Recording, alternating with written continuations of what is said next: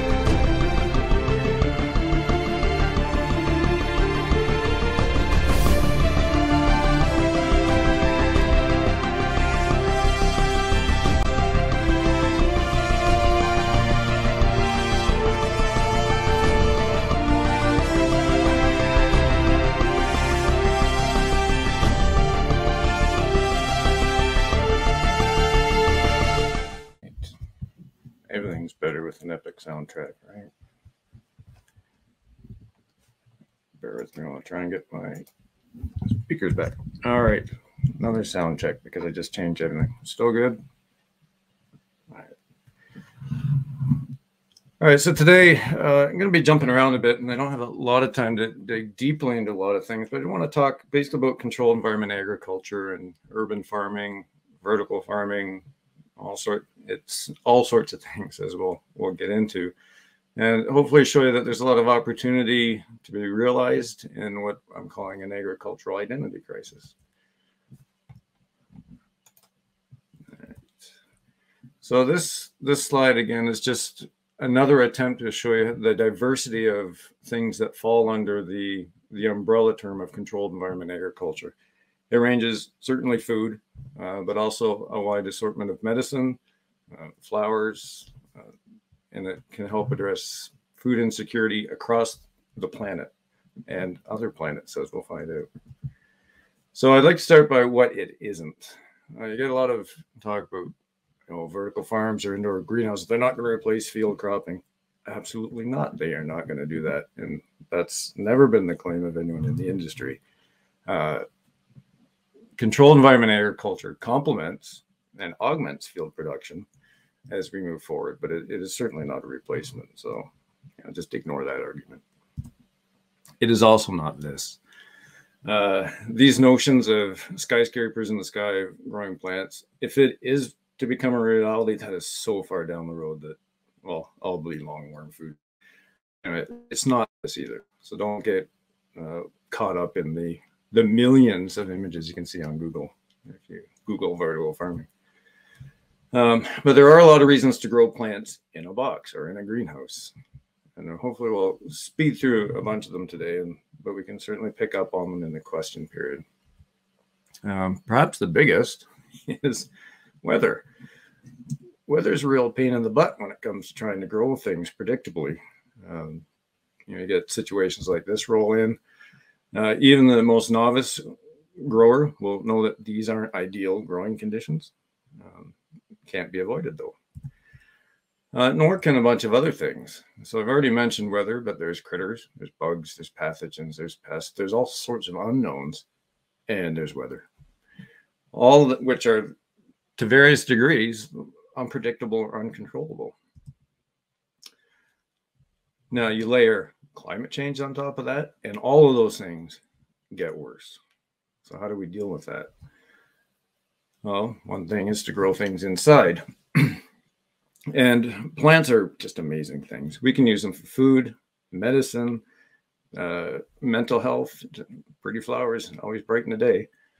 But to grow a plant is integrating its entire environment all the time. And so if we're going to start growing things indoors, we have to control those. Unfortunately, well, if it was easy, I wouldn't have a job. All these things interact and modify one another. So if you change one thing that's influencing a plant, it changes how a plant responds to everything else. So that's a real challenge of growing things indoors. But the challenge is most certainly worth it. And as we move forward, it was already mentioned, food is the big one that we're here today, the future food. There's all lettuce. I have no idea if you can see my mouse, but I'll pretend you can. On my right, there's a medicinal crop. This is a tobacco plant that's used to make drugs. In fact, I am on the Medicago COVID vaccine trial, made in this kind of plant. But something else that needs to be considered is when you're growing food, for example, plants respond, that slide I just showed where plants are integrated in their entire environment. Well, they do that and they respond to it. So the image at the bottom of the 3 lettuce plants, those were all grown under the exact same environmental conditions, except the color of the light. One of those variables of all those ones I showed changed, and it results in a dramatically different tasting plant, as well as its nutritional composition. The one that's redder has more antioxidants in it, for example.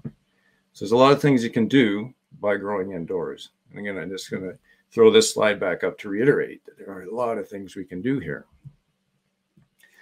So I did want to touch on food insecurity because it's a big one, and it's something that controlled environment agriculture can address in part. It's not the sole solution, obviously, but it can certainly help.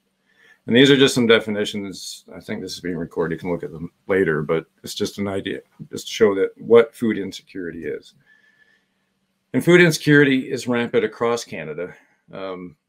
But part of my own research program is looking at northern and remote communities, particularly because the logistics chains there are not as reliable. So just one of many examples that are now out. This one is out of Churchill. So aside from polar bears, they now grow greens. So they brought in a controlled environment agriculture system, in this case, a container system, to grow fresh food, because fresh food is hard to get in the middle of winter in Churchill and any other northern or remote community. And I hesitate to throw up a lot of text, but here it is. But the point to take here is you could get a head of lettuce in Churchill for $7. That's a lot more than it is here. And it's by far from fresh. But with this controlled environment system, even though it's still expensive, she's got the price down to half that, and it's fresh and hasn't had some of the nutrients degrade. But there's also a neat cultural component to this. And that quote here is, we've been showing how to people to cook with bok choy in this case. Turns out it goes great with caribou. So there's this opportunity for broadening of social context and interactions. But one thing I do want to point out is food insecurity, it's not just about filling your belly. It's about our overall health and the cost to all of us. If we ignore food insecurity, it's to our detriment. The graph here on my right, for those that are severely food insecure, the cost to our healthcare system is double, more than double. So food is a medicine in this case. It is part of our healthcare system. Now, we have other projects on the go too, because food insecurity is global. We've worked with the Europeans, lots of consortium with the European Space Agency, in particular the German Space Agency. And the Germans have a research center in the Antarctic, and it suffers from food insecurity. But we're using this also as a space demonstrator. But this is, they're there for 6 to 9 months with nobody coming in. Shelves can get bare. And you need to eat, and you need nutritious, fresh food. So by putting in a growth chamber at great expense, but nonetheless, they have fresh, nutritious food, which provide nutrients that they normally wouldn't get. And it's not limited to -50. It can be done at +50. It's the same problem. It's just a positive instead of a negative. And we've worked with the Quades, for example, who realize they are horribly food insecure. More than 99% of their food is imported. So they've realized that, okay, we better fix that. I also wanted to touch, I mentioned already a little bit about food as medicine, and it is important as we look to the future to make sure that we have safe, but also healthy and nutritious foods. And that can be done with controlled environment agriculture. And we can modify these environments to improve things like nutraceuticals and functional foods. And I remind you of this graph where, yes, food is very much part of our healthcare system. And if we ignore it, the quality of it, the distribution of it, the access to it, it's to our peril and certainly to our great cost. So we need to do better. I just wanted to briefly, and I'm running out of time here, but just briefly touch on, given COVID and all the things we've been dealing with, the potential of using these same technologies, the same food production technologies, to make not only medicine to eat, good, healthy, nutritious food, but also things like vaccine and cancer drugs and all sorts of other very useful things for society. And okay, this one gets a little more controversial, but we have the power to put things directly in our food that are to the betterment of us all. And I'm sure this one will be a lightning rod. It is possible. And just quickly, space, that's another thing that I work in, because space, we're going to send people to the moon and Mars. We've already decided that. Well, they're going to be horribly food insecure. So we need to do something about that. And that is controlled environment agriculture. If anyone's seen The Martian, Matt Damon survived because he had plants and he was able to grow food. And that is the basis of what's called bioregenerative life support. And this is something real, and here it is. But usually I throw this stuff up and get this kind of look. So, but it's far more simpler in concept than that. It is space farming. Growing food inside and controlled environment agriculture is space farming, vertical farming in space, whatever you want to call it. It is, and it's absolutely necessary if we're going to go and live beyond our planet. And it's a pretty straightforward equation. Food in, air in, and water in. Bad air out, pee and poop out. That's how it works. On Earth, that's in a big system, but we can't carry all that stuff with us to space. So to do this, we actually know we have to close those loops and circularize it and make it sustainable. So the goal of doing this in space has immediate benefit to Earth, because if we can do it on the moon, we can most certainly do it on Earth. And that's one of the challenges. And in fact, one of the very first true vertical farms, long before the term existed, was developed by NASA. And this was their biomass production chamber at Kennedy Space Center way back when, where they showed that you can grow 3 or 4 times the amount of wheat compared to field, and you can actually grow potatoes hydroponically and make a very good seed potato, and on and on. Lots of technology transfer.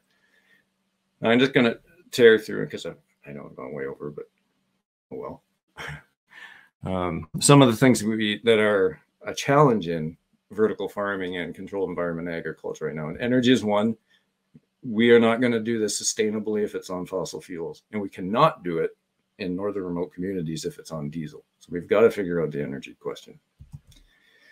We need new varieties.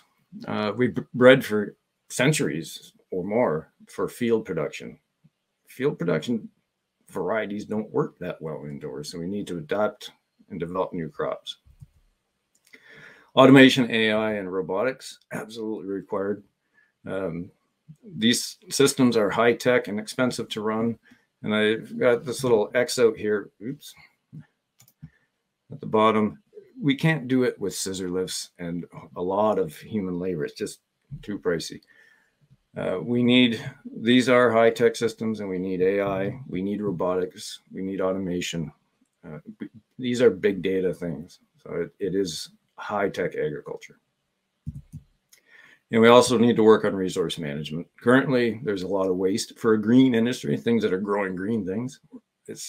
We've got a ways to go yet.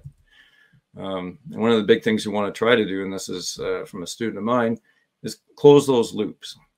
You know, we've dumped a lot of energy, nutrients, carbon dioxide into these systems to grow the plant, and then we're just going to throw it out. A lot of it, okay, we give some to the consumers, they eat it, but the rest is stuff we've invested in. So let's recapture that. Let's close those loops. And that's just another example of, you can close those loops, but you can also use these farms as a receptacle for other wastes in the urban environment, perhaps. So try to, again, this notion of the circular economy or circular production is at least one of my key areas of research. And since the way over, I'll stop there, but that's all. So thank you for now.